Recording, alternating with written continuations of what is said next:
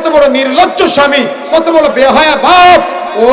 ওর সামনে ওর মেয়ে আর বোন নাচানাচি করে, আর ওটা ভিডিও করে রাস্তার মানুষকে দেখায়। ওটা ভিডিও করে ও সোশ্যাল মিডিয়ায় আপলোড করে, সোশ্যাল মিডিয়ার ফেসবুক ইউটিউবের মানুষের সম্পদ বানায় দেয় নিজের স্ত্রী মেয়েকে।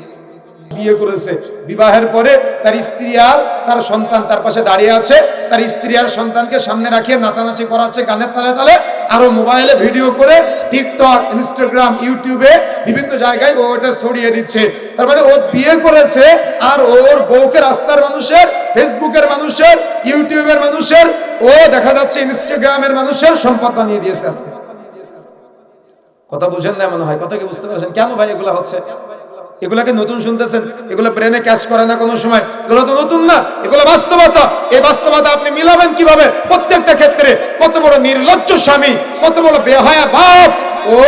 ওর সামনে ওর মেয়ে আর বোন নাচানাচি করে, আর ওটা ভিডিও করে রাস্তার মানুষকে দেখায়। ওটা ভিডিও করে ও সোশ্যাল মিডিয়ায় আপলোড করে, সোশ্যাল মিডিয়ার ফেসবুক ইউটিউবের মানুষের সম্পদ বানায় দেয় নিজের স্ত্রী মেয়েকে।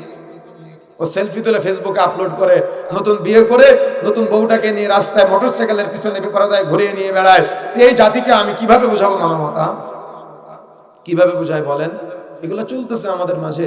এগুলার মাধ্যমে আজকে নৈতিকতার যত অবক্ষয় আছে সেগুলো এগুলার মাধ্যমে ছড়াচ্ছে। এই জন্য মানবতার এই চূড়ান্ত শিক্ষাগুলো আপনাকে অবশ্যই ইলম অর্জন করা অত্যন্ত জরুরি। আপনি